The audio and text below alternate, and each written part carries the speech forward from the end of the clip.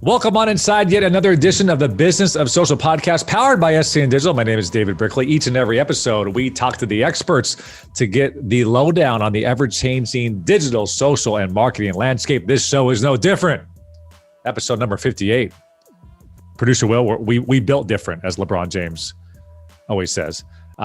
Producer Will, Dave Furker, always helping set up the whole podcast and record everything and do all the amazing work behind the scenes. And Will, our boy Ash Dunn, who I've had the pleasure of having breakfast with and talking on multiple occasions and have grown a industry friendship over the last couple of years. You know, the podcast gods did not want this one to happen. You know, I rescheduled on him, he rescheduled on us, and Will Kelly just manning the inbox at the Business of Social, and we got this one done. Ash Dunn, the brand strategy lead over at Reddit. So I'm excited, Will. Excited for this conversation. Yeah, selfishly, I am a big Reddit guy. Reddit has been there for me when others were not. Internships, slow summers, downtime at work, you name it. So definitely wanted to make it happen. NBA streams, like don't lie. No. For God's sakes, NBA League Pass. This is episode number 58. I kind of feel like we've done a couple panels. We've done some mini episodes. We've done some panels internally with like Liz. What was it? The Social Dilemma wrap-up show. Yeah. And we didn't number those shows. So again, we pack in value there in between the numbered episodes. But this is one of our first, numbered episodes for the last few weeks that you and I can chat about. So number 58, as we always do, we like to go back in history or maybe even in the present and look at famous number 58s. And as I rack my sports brain, Will, at the 58 mark, I got nothing, and I'll tell you, I'm probably not going to have nothing for a couple numbers here. 59 doesn't ring anything. 60, I don't know. We're into the slow numbers, as I call them, like the late 50s, 60s, and these are like your I don't know, linebackers in football, your backup centers in the NBA in the 90s, maybe we're in some 58s. It kind of reminds me of like a Big Country Reeves or something. You know, I mean, those type of guys. It's, not your marquee guys in the 50s, usually. The late 50s. All right, so 58. I know you research every time, so give me some names that I remember. To be honest, there's not a ton to go off. Of course. Here. Our three candidates, if you will, are going to be Jack Lambert, Hall of Fame linebacker. Okay. And then our others of note are going to be John Papelbon, MLB closer, and Chris Letang, NHL. Chris Letang? Yeah. We'll probably have to go with Lambert. But have we ever done an NHL player? I'm sure we have. I'm saving 99 for Gretzky. So yeah, but have we done NHL? I don't think we have. Maybe. If I had to guess, I would say we've done one, but they definitely skew the lowest. Some stats on Lambert: 11 seasons with the Steelers, 4 Super Bowls, and was named to 9 Pro Bowls. Pretty nice career. All right, let's. And who's my NHL guy? Chris Letang. Number 58 is a Chris Letang podcast right here on the Business Social. We are going to NHL. We got to spread the love, man. Jack Lambert and family. I'm sorry. Jack Lambert, you were a shoo-in, but it's just one of those days. I feel like Jack didn't play 11 years for that. I feel like switching it up, which is a good segue because I'm telling you, man, not enough marketers are considering Reddit when they put together their campaigns. You focus on the Instagrams, of course, and the TikToks now, and the YouTubes and the Twitters. But where's the Reddit strategy? And there's a lot of brands and campaigns that can leverage Reddit and that community in a big way. Will, you said you're a big fan. I know around the office, you have been talking about Reddit for years. I mean, ever since I met you. So I know you're a huge fan. And I'm excited, man. I'm excited to talk to Ash. I really wanted to kind of make this like a crash course of how brands can use Reddit the proper way and how to just leverage the platform. Because there's 52 million daily active users on the platform, over 2 billion comments in 2020. Like, this is something that we can all leverage as marketers and use to our advantage. So I'm excited. Good dude, smart guy, and just a very talented Ash Dunn, the brand strategy lead over at Reddit. All right, he is the brand strategy lead at Reddit. His name is Ash Dunn. Ash, I always try to ask a random question here at the top. So I'll ask you, what is the one positive thing that has happened to you or that you've learned in this crazy year that was 2020? It's a great question. And first and foremost, thank you for having me. Of course. So my 2020, it's really been shaped by learning how to play synthesizers. I actually have one here. So this is the That's Moog. awesome. This is a Moog, drummer from another mother. And it allows you to basically program beats, and you've got 8 steps here. And that's what I've been doing in my spare time. I've just been learning how to make music. I think fun fact, didn't you do music in high school? So I played in the band. So for 2 years in high school, I played in the marching band, Go Edgewater Eagles. I played the clarinet. And actually, Nick Cannon's drum line was based on a true story on Ash Dunn's life, I think. So. right. Yeah. But yeah, I grew up playing the piano. And yeah, it's just been fun kind of like reconnecting with what used to be such a huge passion of mine. That's awesome, man. Well, I'm really excited to dig into Reddit and get your thoughts and advice and just all that's going on over on that side. It's funny when I was looking at your LinkedIn, you just say, I'm the brand strategy lead, and the description says whole new offense. So I wanted to ask you, break it down. What's whole new offense mean? Whole new offense. Yeah. So, on my LinkedIn, I try to use really snappy lines to kind of summarize what I've been up to. But at Reddit, it's been a fun ride. I spent most of my career on the agency side. And so Reddit was a big part of a lot of research that I would do for my brands. I mean, essentially, as a social strategist, I think so much of what your role is really identifying online communities and understanding the ways that people behave within those communities. And so, Reddit was this place like where, I just always found all types of insights and just things that would really help with briefs, as well as just like a gut check, like what do people actually think about this brand or product? Yeah. And so, now kind of sitting on the other side of the table as an employee of Reddit, I have even more tools at my disposal to help tell that story of online community. Yeah, we've talked a bunch over the last couple of years, and I know you've worked with brands like Toyota, Gatorade, Kia Motors, LG, et cetera. And you mentioned like you've kind of played the whole gambit of producer, social manager, managing editor, senior strategist. So you've really been able to work on both the brand side, now more on the platform side.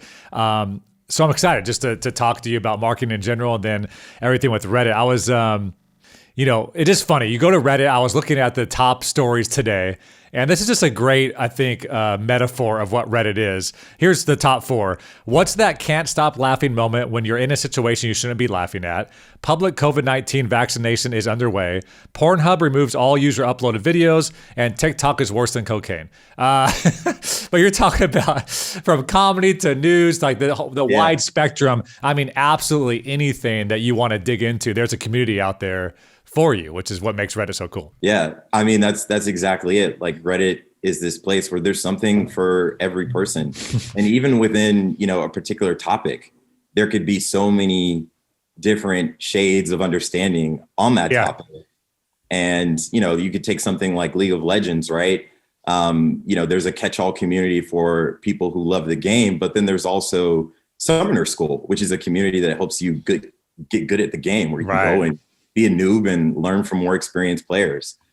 So, I always give that example because, it's just fun to see so many different communities that, pop up on Reddit, and that people put so much energy and share great content within. And kind of cool timing, as we record this here before Christmas. What is it? It is December 14th for you. For those of you listening later on, you guys just announced you acquired Dubsmash, which I was obsessed with Dubsmash when it first came out a couple of years ago, and constantly shared. That was kind of before, obviously, TikTok really, took steam over the last couple of years. So yeah, that's got to be exciting for you guys, because being able to add that part on to already that vibrant community, I'm pretty pumped for what that can hold. Yeah, we're all very excited to be joined by the Dubsmash folks. It's such a beautiful product. And if you look at Reddit, over the past year, we've been placing a lot of bets on video. We launched our first live streaming product, Reddit Public Access Network. And we're also seeing just a ton of more video creators come to the platform. And so, I think, just joining forces with, such a great video product, I think is just going to be a huge win for everyone, especially our users. Another thing that I came across the other day was your guys' 2020 blog recap, and just some crazy numbers that just blew me away. 52 million daily active users, that's up 44% year over year. 303 million posts, that's up 52% year over year. 2 billion comments, 18.6% year over year, and then 49.2 billion upvotes, which is again up 53.8% year over year. Why do you guys think this year in particular was such a place that people would go to for everything? Yeah, well, I mean, 2020 for sure, the worst year, but perhaps the best year for community. I think in all the periods of isolation, as well as just like needing to stay informed with what's happening, Reddit has just been this great place, and even a great place to maybe have a distraction, right? To take your mind from some of the stress that is induced by just turning on the news, seeing the number of cases rise. And so, Reddit and I think many other community platforms have, just seen a lot of users really lean into that proposition of sort of bringing belonging and people together.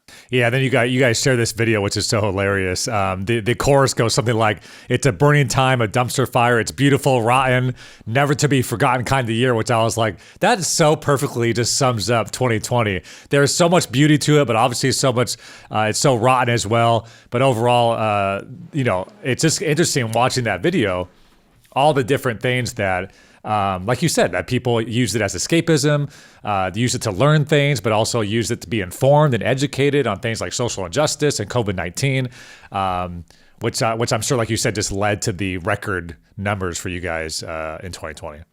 Yeah.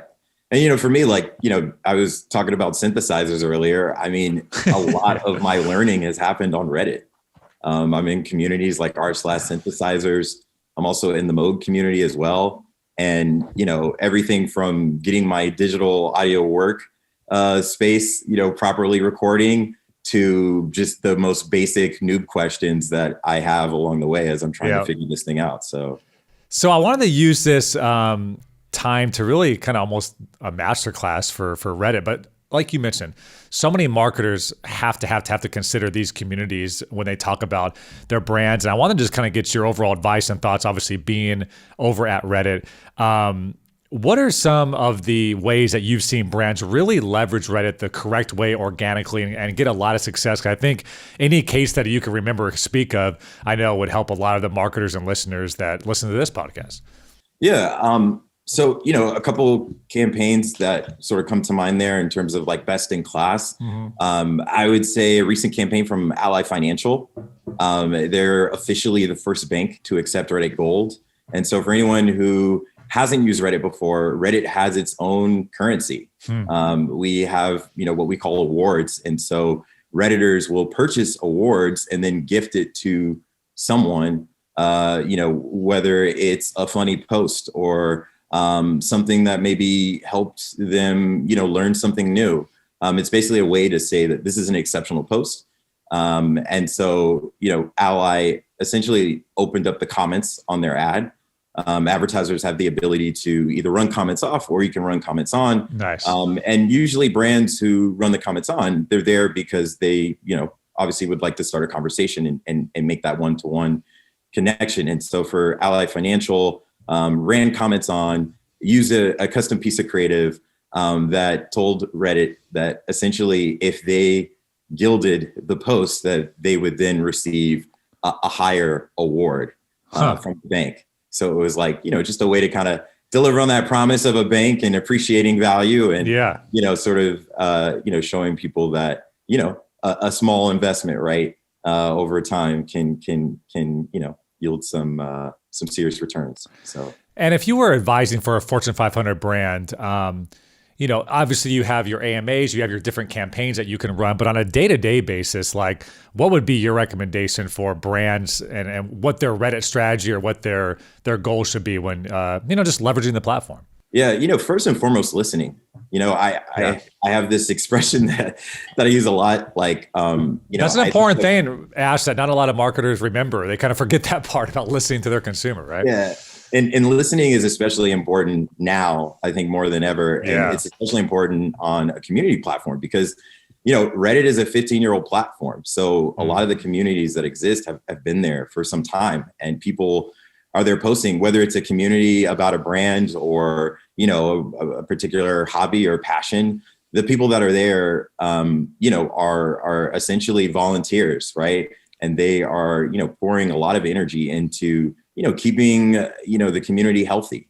And so, as a brand, I think it's important to really understand these spaces. And the best way to do that is by lurking and listening, because lurking is learning, and it's also just one of those things too, where, on Reddit, so much of the conversation is dictated by the rules of the community. So, if you're in a community, that is about, cats standing up, well, you can't post things about dogs, right? That's a big no-no, yeah.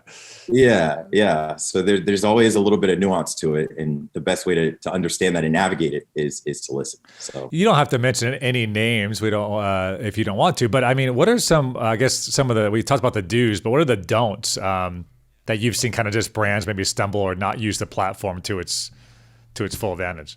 Yeah. So I have a hot take on that. I think it's okay to stumble a bit. Got it. I think brands, just like it's AA for effort type thing. Yeah. I mean, if you're walking into a new space, right, like you should just expect that you're probably gonna stub your toe at some point, right? And that's just kind of the process of sort of getting your sea legs and really, being a valuable contributor. But I would say, definitely be sincere and authentic. I think that, a lot of people, they're BS detectors, right? Immediately sounds when someone is there and they're not there for the same purpose that everyone else is there for. So, I think it's important for brands, whether engaging on Reddit or anywhere else, right, where there's a community that's already established that, they just really are sincere about, ways that they can maybe offer value. So I wanted to get into more overall marketing with you, because I know you've had so many stops throughout your career, and I think you geek out over this stuff as much as I do. So taking a step back and just looking at marketing as a whole, I love asking the people the question, how do you approach marketing as an individual? Like, what's your core belief on how to approach it, regardless of brand, platform, or campaign? Yeah, I mean, I love when brands just tell like a real story about something that they're doing. This whole idea of like, just really showing consumers what that value is in ways that, only a brand, right, can maybe make someone's day better or give back in some way. So, that's, to me, I think like that's the marketing that just like, it never gets old. It never gets tired. It always hits the spot. It's just being real, right? Having a real story and something that you do. So, whether that's like a car brand talking about the story of innovation or how their cars are made, like that's the kind of stuff that I think people remember, above all. It's like, what did you do? Right. And in 2020, I think we all have been looking for, just ways for people and organizations, right, to show up maybe differently given everything that's going on. So, real stories, real people, real action. And then another question I'd love to ask is, a lot of people get sales and marketing. They either put them both together, or they just, they do those two things maybe the wrong ways, wrong KPIs. So how do you explain the difference between sales and marketing? I think, a lot of professionals in our space get those two things wrong sometimes. Yeah. I mean, there's definitely some nuance to it. I think, in the case of sales, right, it's, just a lot more performance kind of driven, right? Like conversations. And so I think that, yes, that's where you totally obsess over the analytics and you sort of geek out and you just nerd out about it. But then, I think like just the sort of above the line kind of marketing and brand building, I mean, that takes place over time. Yeah. And you're not going to get there overnight. And, I think that just the conversations that you have to have in the room are thinking about a much longer arc than a sales window, right? Yeah. Where you're trying to just kind of hit a target and you're looking at efficiencies. And so, I mean, I think on Reddit, what that looks like is, the targeting, right? Might be very different for a campaign like that. It's also a conversation of like, well, maybe we turn the comments off because we're just presenting people with the sales offer. So, what is the fastest and clearest way to communicate, what's being offered and how people can take advantage of that offer? And then, I think anything. Are you in upper funnel or lower funnel mode, essentially. Right. Yeah. And then, the sort of above the line and sort of brand building, right? And, that happens on our platform as well. I mean, that's where, you might look at running, an engagement prompt, where it's an ad with the comments on so that Redditors can comment. You might look at even hosting AMAs and Ask Me Anything, right? With a thought leader or someone who's an expert, either employed by your company or, through some sort of spokesperson agreement, right? We've had partners in the past who, let's say they sponsor an esports team. They might have those players, right, come to Reddit, and the brand is sort of delivering this access, this talent to their fans. Which is that's the value, which I always say, like, marketing is providing value without the expectation of anything in return necessarily. That brand awareness. Yeah, exactly. And then you've advised companies too, and I'm just curious how, let's say I got a new shoe brand I want to launch, and I bring you into the conference room and ask your just thoughts on, I want to make this right. I want to do what needs to be done from the marketing side or from the brand side. Where do you start if those questions are asked to you, not so much from a brand going to Reddit, but just overall, like when you think about marketing and where to start with any brand? Really just learning about people, and, there are obviously several ways that you can do that. There's the more sort of like rigor around like actual research, right? And partnering up with perhaps an outside party to conduct that research. Mm-hmm. We've even done that, right? As a brand, just wanting to understand our products more and also how, Redditors feel about brands showing up on the platform. So research is such a valuable tool, but that's often expensive and it takes a lot of time. And just me, just because I'm very hands-on and I love all the social tools that are available to us today as marketers. I mean, the best thing you could do is just actually search and find out what people are literally saying. What are they saying? Yeah. Understanding like the conversations that people are having about the competitors that might be in that space.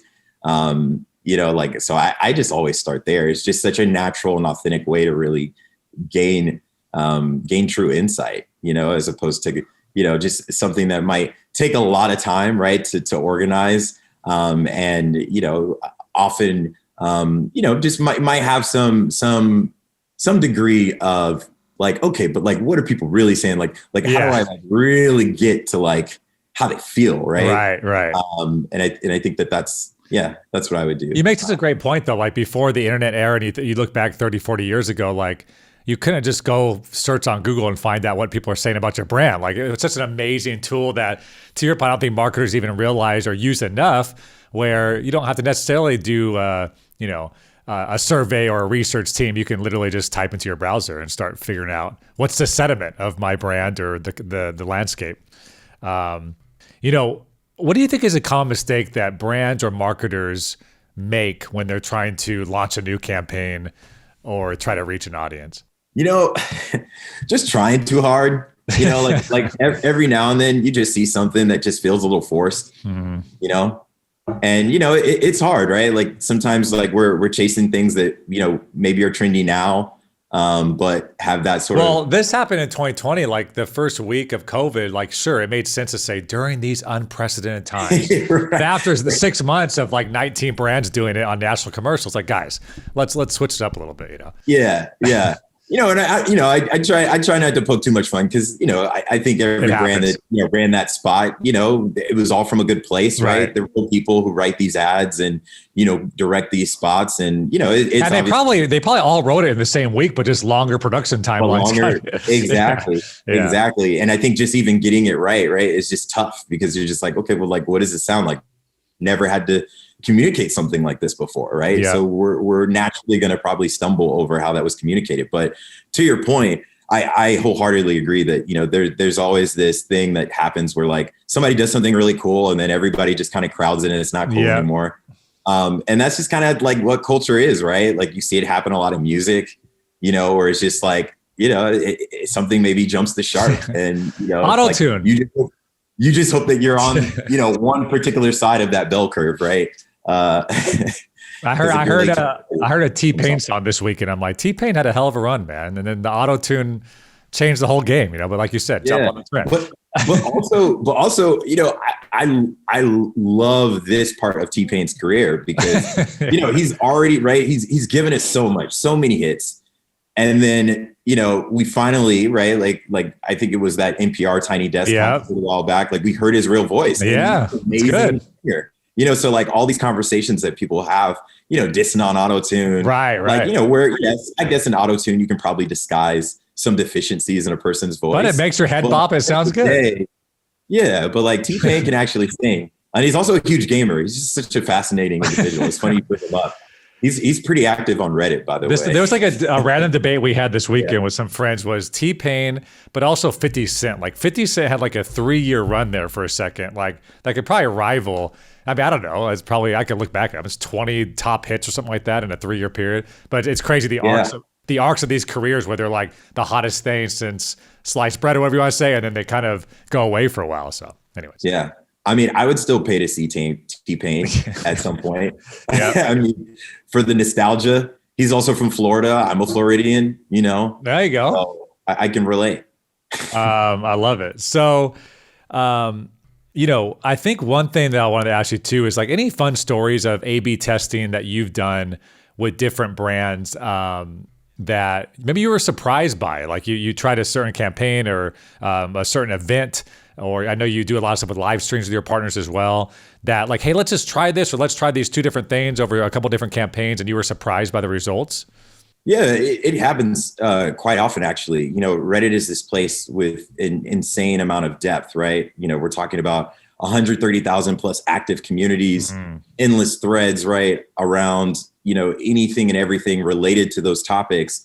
And, sometimes as an advertiser, right, like especially with a lot of digital and social platforms, we're kind of trained to think that like everything is, got to be shorter, right? And short is good. Well, like sometimes that's not really the answer or the solution, right? And so, I'm always amazed by the amount of brands who can actually come to Reddit, run that video that's maybe 30 seconds longer than what, they would think would work well on a social platform and find success. Yeah. And the same is true for copy. Like we allow up to 300 characters, right? And I think a lot of times like that first pass, you probably have a copywriter who's just, been trained to just whittle it down, right? Like we certainly don't want to have extra characters just for the sake of utilizing the space. But like sometimes if you have a new product or service, right, that you need to explain in greater detail, like use the full character amount, right? Like, and so sometimes like length and depth, right, is something that you can kind of maybe push outside of what seems a little intuitive on social, right? Because people are sort of moving along and they see content, and then you're constantly. Yeah, it's funny. I think in our industry, a lot of people say, "Oh, people have short attention spans. Everything has to be under 10 seconds or 30 seconds." Like, yeah, but you're sitting down and watching a 4-hour Joe Rogan podcast on YouTube, like, I was going to say, a feature-length film, whatever. Yeah, it's so silly about it. Like, people are very, very much able to focus on good content, right? And not only that, will rewatch it, right, a million times over to kind of analyze it, and then even just like the realm of storytelling, like I've been having a lot of conversations about Lovecraft Country, and for anyone who's watched it's a lot. And the podcast and some of the supporting content around it, I think, has been super helpful for viewers, not only for that historical context, but also just to help you relive some of the moments. And so, I just think about that, and I'm like, nowadays, like a lot of these shows have ancillary content. So it's like you're watching the show, you're listening to the podcast, and I did that. And then you're reading blogs about it, right? Or going to Reddit and in a community about it. So I remember doing that a lot with Mad Men, because it was so well written that you got to be, a film historian, or I guess, really be well trained in cinematography and what they're doing. Like, do you see how John Hamm's character was framed by that door? That means that his character's boxed in during this season. Like, what? All right, well, now I get it. But like, there's so many, to your point, subplots to this stuff. So those podcasts and ancillary content and Reddit threads help. Like, what did this mean? Or what do you think is going to happen next, or whatever? So, yeah. Fun fact about me. So I finally finished Sopranos. Oh, wow. Yeah. And what are your thoughts on the final episode?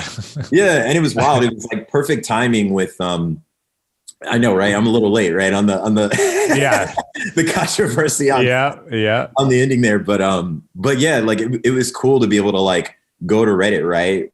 And even though the show has been off air for quite some time, the theories. Find my tribe, right? Find all these people who either have loved the show and recognize its brilliance in the very beginning, right? When it first went on air, to the people like me who are, decades late, but better late than never. Yeah. And want to go somewhere and have those conversations, right, about what they're viewing. So when it goes black at the end, what is your thought? Is that when he got shot? Did he get shot? Like, what's the? I don't think so. I don't think so. I don't think he changes his ways, but I think he just does what Tony does. I think Tony at that moment, it was all good, and we were watching the show through Tony's eyes essentially, and following that character. So the reason why I went black is he got shot, but that'd be kind of predictable too, based on the lead up. So I don't know. And if it's just going to be up to all of us to decide, right, the way that Tony leads his life, I'd like to believe like he eventually like retires, he moves to Miami, like he just kind of does these sort of archetypal sort of career moves that I guess you do when you're a mafia. Well, I think I may have saw this on Reddit too, but there's a huge theory coming out this Christmas season that Home Alone was simply just a figment of his imagination, that wasn't really happening. And he was just bored at home, and he thought up all these robbers and this whole thing to defend himself. And people are very angry at that theory. They don't like it. So. I really need to rewatch it. It's been some time for me, and I'm just like, man, those booby traps. I mean, it's just like it's a classic. That would be a fun writer's room to be in, right? Now, of all the different ways that they put those two poor guys through hell, right? Yeah. On set. So I asked that in my team meeting today, like, and I'll ask you the question, what's like the number one holiday movie that you always watch around this time of year? Die Hard. So, Die Hard and probably Dutch. Yeah. Yeah. Mine is Elf. I'm a big fan. It gets me in the Christmas spirit. I want to talk to, I think so many people I've talked to this year in particular has talked about the team and leadership and what they've learned this year with all of us being remote and not being able to, and even just in the LA area too, Ash, like, you're at coffees, you're meeting people, you're shaking hands, you're getting to know people, but this new virtual world, I'm curious to see just with you and your team and your coworkers, like what you learned the most and maybe some things and principles you'll take into the future, regardless of how we're set up work-wise. Yeah, I mean, I think, really just kind of giving people their space, and also just being mindful that all of us are wearing multiple hats, probably more hats than we've ever worn in our life.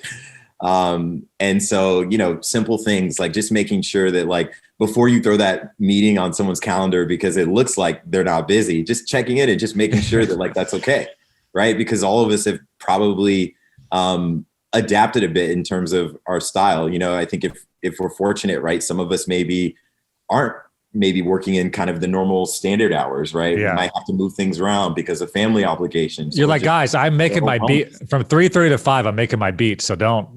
Right. So yeah, I think like everyone on our team has just been super understanding of that, and so whether it's someone I work with cross-functionally or more directly on the creative strategy team.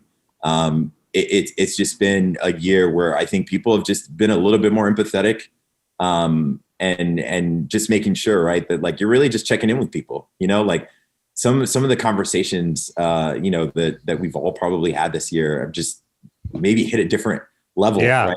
With some friends and acquaintances that we have, and I think like for me, that's going to be probably the most memorable thing for me in 2020 is like, despite all the challenges of kind of doing business remote and everything that is right this year, I've just really have felt like I've gained so many friends in such a difficult time, and just learning things about people that I didn't know, right? Because now I'm like, when they hop on the call, I'm like in their home, right? They're in my home, right? So you kind of feel more intimate, almost. It's even more personal, right? Just given the setting, right, that a lot of us are working from. I speaking of long form 3.5 hour content, I listened to Joe Rogan when Dave Chappelle was on the podcast recently, and he said like what an interesting social economic experience or whatever you want to say when it comes to 2020, because no time, at least in the last over 100 years, have humans been able to, or been forced to sit still and evaluate their work, their coworkers, their family life, the stuff they have around their house or apartment, like that they've accumulated. Like you've had to sit there and be like, is this what I want? Is this, what I want to choose to move forward with? And just like no time, I mean, not a lot of times in human history has the whole world kind of just sat with that, which is, I think, caused, like you said, some more intimate connections than ever before. Yeah. All of us have spent a great deal of time with ourselves and our family members. So, it's like, you definitely have had more time, right, to process things that are happening. And I don't even know if this year, right, will be the last of it. I think we'll continue to process this moment for years to come. Yeah. But I will say this: I think it's just really reassuring to me to see the human spirit just be unbroken by all of this. A lot of people are getting outdoors. They're taking wellness more serious, right? They're going on longer walks. They're hiking. They're picking up new hobbies. Like, it's just really beautiful to see people, tap into that greatness, right, that we all possess. But just maybe doesn't get nurtured. And even for me too, like, I think, in our industry, it better than anybody, especially entertainment. Like, it's just go, go, go, go, go, and grind. Even for me, I was on 54 flights last year. I was on one this year. So you're talking about 53 like free days to go golfing with friends or to read a book. You miss those points, I bet. Yeah, I miss the points. But you forget how draining it is and how, like, it's a lot of it's important. But I never want to do 53 flights a year. And because the business has changed, it probably won't require that anymore because people, they can hop on a Zoom and be just as productive potentially. So it's going to change business in a big way. But I totally agree with all that. You mentioned this 2017 story of Secret Santa Reddit that I thought was really interesting and wanted you to share.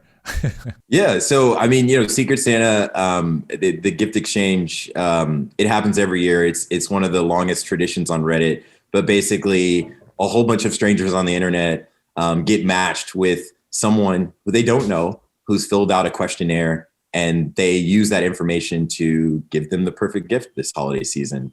And so in the past, when I've participated, some of the better gifts that I've received have actually come from a Redditor. That's and it has to do with listening, right? Like, I think when people come to Reddit, you just kind of like, there's just like a degree of understanding, right, that I think you have to have really in order to like lean in and get the most out of Reddit. And I think it's like reading the content, reading, all the comments right underneath it. And so, in typical Reddit fashion, when people, sign up for Secret Santa, there's no slacking, you read that survey, and the responses that were shared, and, you just really try to, do something nice for someone. Right. And so, like one year I got like this crazy, like collection of vinyl, and it was just like amazing. I got like 12 records, I think. Wow. Sam Cooke. Okay. Nina Simone, it was just so eclectic. The Clash, which is like a band I've heard of, but I've never really, I've listened to any of their albums until, my Secret Santa hooked it up. So, that's awesome. Yeah.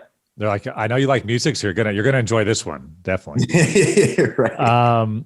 Is there? I like to ask this question too. Is there a book that changed your life or career, or just one that you gift the most? No, so I've read a lot of books this year. Me too. Yeah, I mean, some of my favorites, Compton Cowboys. It's a real story about a decades long community that exists in Compton that, exposes young people to horseback riding. And so they have this community that's been in existence in Compton, and the writer, his name is Walter Thompson Hernandez.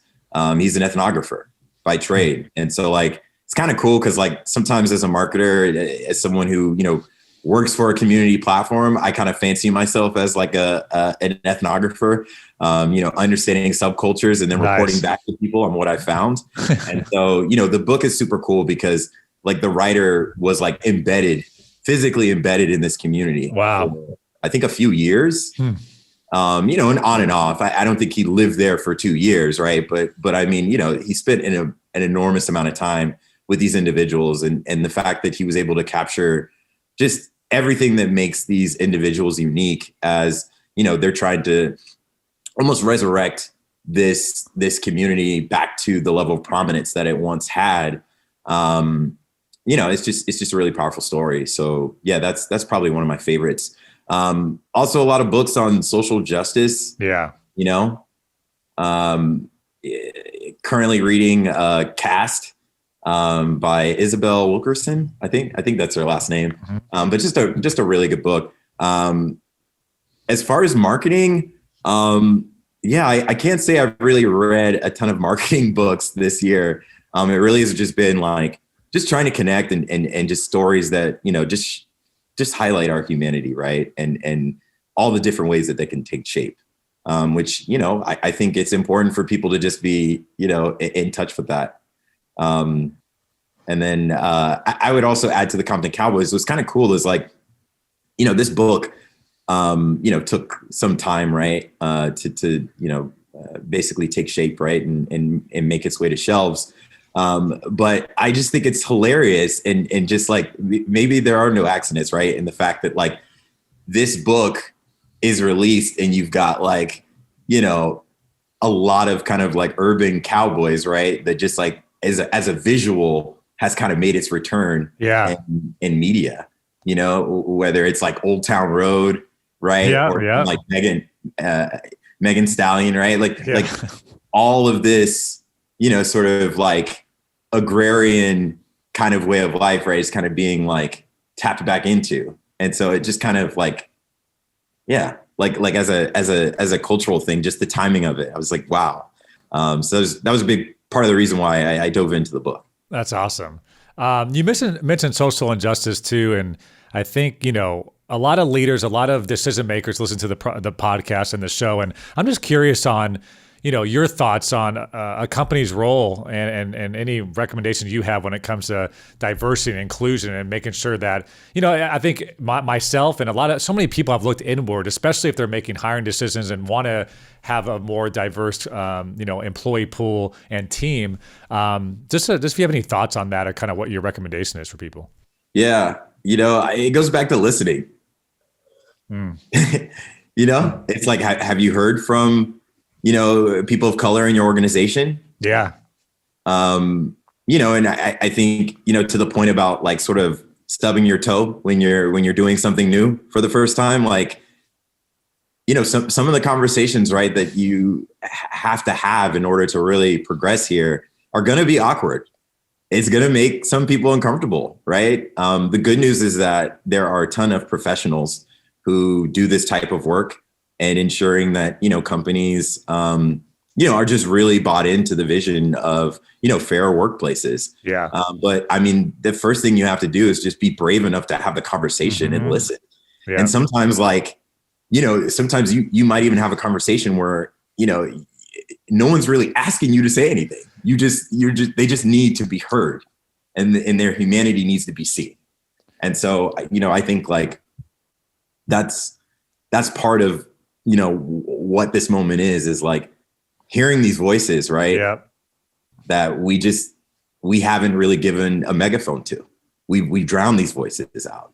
Yeah. So it starts there. It starts by listening. Listen to your underrepresented groups of people and making sure that they have a seat at the table. I had an aha moment a few years ago talking to a friend that worked at a pretty large company on a diversity and inclusion team. And she said, what happens a lot is it's you don't mean to do it. But, when you have a lot of white employees, let's say, and you say, does anybody know anybody for this new position? Does anybody have a good recommendation? And the likelihood is if you ask a white person or a black person or a Mexican person, if they know of anybody, they're probably more likely going to have people of their race more so than not. So all of a sudden, if you have like 5 white employees and you ask if anybody knows anybody, the likelihood is you just wake up one day, oh my God, we don't have a lot of diversity and inclusion. Just like you said, moments like that in conversation, oh, like maybe that's a blind spot for me personally, that I need to make sure to always not just ask if anybody knows anybody, but always open up the position to the entire country and see if we can find even better people. But like to your point, I think that this year has just created so much dialogue that I think has been extremely healthy for those people that have good intentions and want to educate and get better in those areas. Yeah. Yeah. And I think also too, just the fact that now geography is perhaps less of an issue for finding new talent and attracting new talent. I think it's going to be really, really cool to see some of these Silicon, Valley jobs, right, expand into parts of the country that, just have been cut off.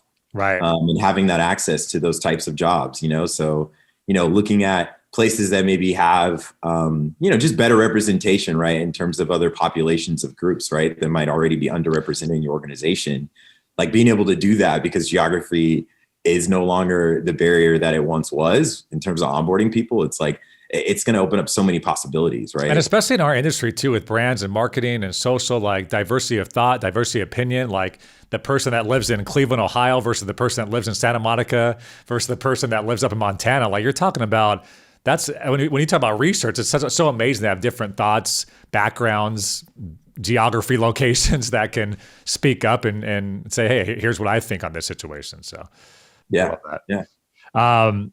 Kind of some rapid fire here towards the end, Ash. I wanted to ask you: Is there one social or marketing tool, or maybe even just project management tool that you just simply could not live without?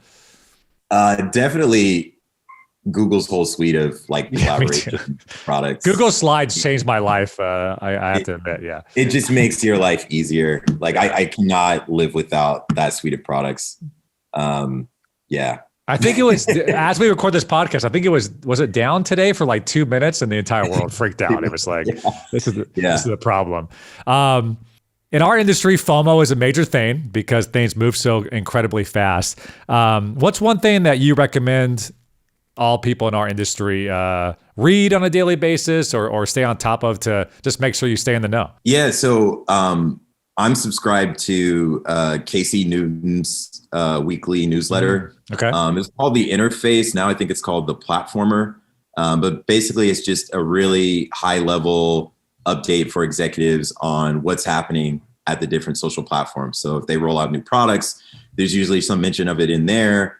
Any of those quarterly results, all that stuff gets shared there. So that's awesome. It just gives me a good handle. And then my two favorite humans in sort of the business media landscape, Kara Swisher and Professor Galloway. If I see their name attached to anything, it's like automatic. I'm going to tune in. I'm going to listen. Galloway's great. Yeah.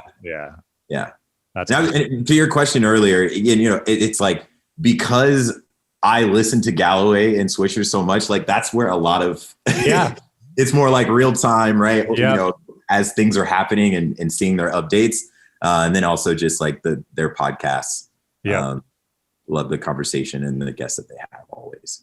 You personally have really rose through the ranks in your career when it comes to brand and being responsible for some really large campaigns. Any advice for anybody out there striving, just getting their start, maybe graduating on how to excel in the marketplace? Really just like finding good people. I think like any success I've had is because I've been working with really talented, passionate people who I've learned a great deal from.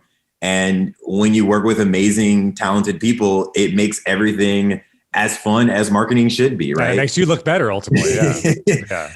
Yeah. So I would say seeking the right people. And if you worry that, you don't have those people around you, like it may not be easy to change that situation right away. Right. But you can certainly network, right? Mm-hmm. And maybe connect with people. Like for me, that's been something that, again, it's just been a very memorable experience. Is like the amount of conversations that I've had with like other professionals, whether it's around diversity and inclusion, and just kind of hearing how their companies are responding to it. What are the various, employee resource groups discussing with their executives and what's the kind of change they'd like to see. And, frankly, like a lot of us weren't having those conversations with other professionals about what that looks like. And so, like connecting, networking, even outside of, right, like your kind of immediate peer group at work, I think is super, super helpful. Yeah, I've had a lot of success in my career just saying like, hey, I would love to pick your brain for 10 minutes, just kind of get some advice on the industry. And I think people like you and I, if we see that email or LinkedIn message, if we have the time, we'll say, hey, let's throw some time on the calendar next couple of weeks. But I think ultimately humans want to help other humans, and you and I geek out of our industry. So if we can share and impart some wisdom, because so many people, one of my favorite quotes from a mentor one time was, different people are going to pull you up the ladder of success. And it may not be the person you think, it may not be your boss, it may be a neighbor, it may be a second cousin, but as you succeed in life, they'll pull you up that ladder. And I think it's like, how can we give that back to people that those amazing people in our career, Ash, that did that for us, right? Yeah, absolutely. Yeah. Something else too is I think just like being courageous, like so much of digital and social is, just everything is new. Yeah. Every 6 months, it feels like, right? Yeah. New product or new platform, or just the behaviors change. And so, I think while it's good to have some core competencies, you should always be learning. Flexibility. And just seeing, where you might have blind spots and deficiencies, right? And the only way you do that is if you maybe step out of your comfort zone. Well, it's a difficult thing to do, but it's better to do it early and learn your strengths, right? And learn where you can be better than to just not have any awareness of it at all. And it's funny, like even for a few years for me, like TikTok was on my radar and I would look at it like a couple times a week. And now it's like one of my favorite apps. And it's funny, like it's just so fascinating to look in, like, why is this working so well? Why are people obsessed with this? And being able to kind of see that. Now Clubhouse is a thing, and I'm trying to see like what that's all about. I'm jumping in the rooms like, okay, so it's audio only and you can raise your hand if you want to speak. And it's just like, but that may be the next big thing that you have to be on top of. So yeah, totally. There will be a good networking on Clubhouse too. Yeah. A good community down there as well. What excites you about the social marketing, kind of this digital industry next 3 to 5 years? Like, what are you really excited about of what's to come? Really just like the rise of community platforms. It's where I spend a great deal of time, obviously working at Reddit, but I mean, other tools that I really love, like Strava, which is, a sort of fitness app and community in of itself. Like I'm finding just more people, right? They have maybe hobbies and things, right? That like, they need an outlet and a way to connect with people who are just as passionate about that thing. And I think like that type of stuff is just always going to be sticky. And, you just see more of it. We talked about it already too, but one of the most inspiring things for me was, Black Lives Matter.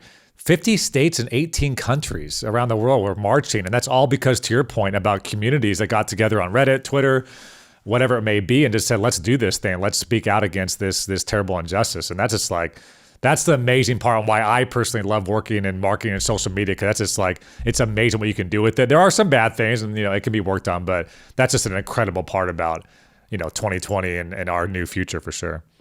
And then future of Reddit. What are you excited about over at Reddit? I know you mentioned video is a big part, but I know that with Dub Smash, I'm very excited for you guys on that, but I'm sure the opportunities are endless. But what are you excited about over the next couple of years? Yeah, I mean, I love our live streaming video product, RPAN. It's just so cool. Like just the amount of creativity. We rolled out some OBS support. So we've seen even like, just higher content, higher production value, I should say, come to the platform, which is super cool to see.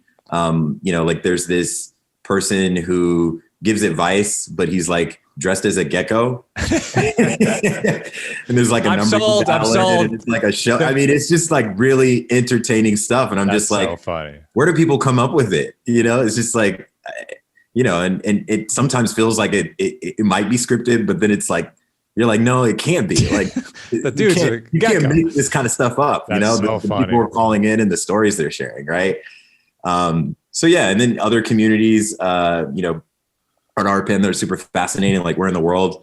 I think all of us have just maybe missed, vacations, right? Where you actually get to go somewhere and not have the stress of all the things that 2020 right has brought to our existence. Yep. And so, you know, for me, just kind of like seeing, you know, the different streamers like just, you know, plug in from their part of the world and give us a view of what that looks like is super cool. And, you know, it's a really straightforward community. Like sometimes someone will just be in their backyard and it's just like, hey, I'm in New Orleans. Here's my backyard.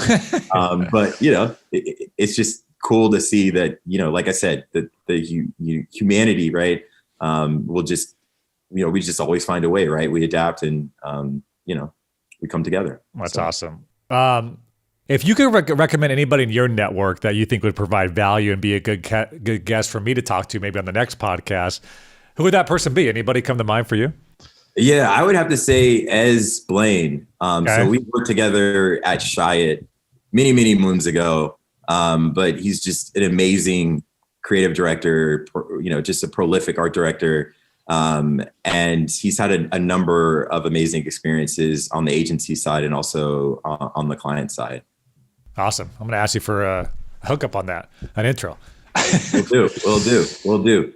He's also leading the One School. So they're doing a program, you know, to just sort of help people from underrepresented groups get their start in marketing and advertising. And so he's been the principal of the West Coast School, and this is the first year they've done it. And so he's just, you know, he's just one of those people who's just, he always makes the time, you know, just a really good dude.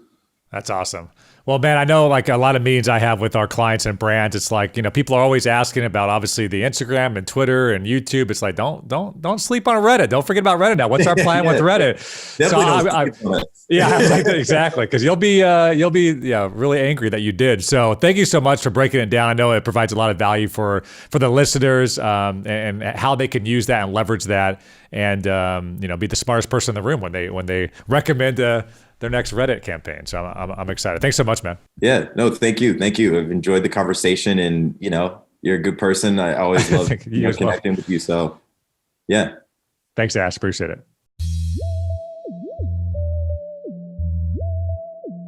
All right, there he is, Ash Dunn, the brand strategy lead at Reddit. Great conversation, very wide-ranging, Will. We talked about Mad Men, The Sopranos ending.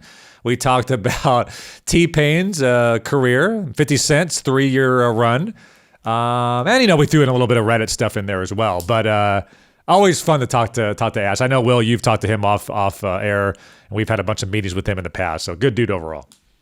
Yeah, like you said at the top, kind of a masterclass if you are a brand or a marketer who isn't exactly sure how to use Reddit, how to dive in, what it's best used for. I know in my experience, it can definitely be a little more intimidating for people who aren't familiar with it. And I think Ash does a great job of breaking that down and also saying like, hey, it's okay. You're going to make mistakes. You're not going to market or advertise perfectly on Reddit from day one. So, you know, you got to learn the ropes and learn how we do things differently.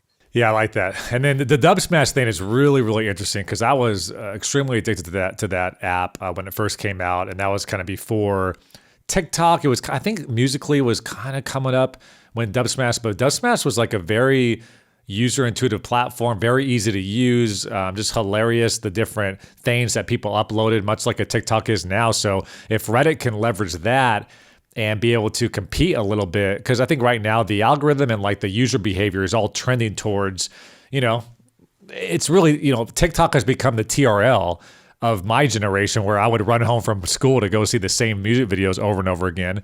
And TikTok now with music, I think, is becoming that. So it's going to be really interesting what Reddit decides to do with Dub Smash, but that's a really interesting thing that we all should be keeping an eye on as we go forward here to 2021.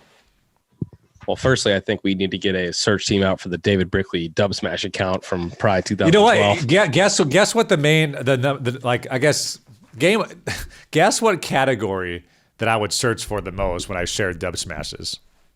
Chris Brown, Lakers. That's just a low blow by you. Although in 2020, I was a top 0.5% in the entire world, and Chris Brown. Listen, I was like, I gotta switch up my behavior here. But no, you know what I would search for, Will, is like famous broadcast calls, like Mike Breen. Oh, interesting. Marv Albert, you know, and just like recite those calls and send it to my buddies, my sports buddies. So, you know, there's something for everybody out there. That was definitely not on the top of my list, but yeah, some old Vince Scully's, maybe some old famous calls. Interesting. Yeah, there's Yeah, the Mike Breen, obviously famous Kobe Bryant shot against the Suns. All those different things. I think, and then who's my guy? Why am I just blanking? Now I'm just rambling. But who's my guy from Turner? I'll do it, and you may be able to remind me. So I remember like Kobe Bryant, like, oh, he just sucked the gravity right out of the building. Who's that guy? Kevin Harlan. There you go. Correct. I think you had to get the voice down. That was my impersonator. But then also, obviously, T Mac over Sean Bradley. I think that's what he said. Suck the gravity right out of the building. Anyways. Fun fact for that Kobe shot over the Suns. I was in a Del Taco parking lot in my car listening on the radio because I was convinced it was good luck. Fun fact. I was at that game. Where he got the steal, layup, and then went to overtime, hit a shot from the elbow. Yep. I mean, I yelled so hard and so long and so loud. I couldn't speak for a week. It was probably one of the best days of my life. That was just incredible to be at that game in particular. I don't know. The Del Taco was pretty popping too. Which, I mean, Lakers Jack in the Box. I mean, you got to keep your allegiance, there.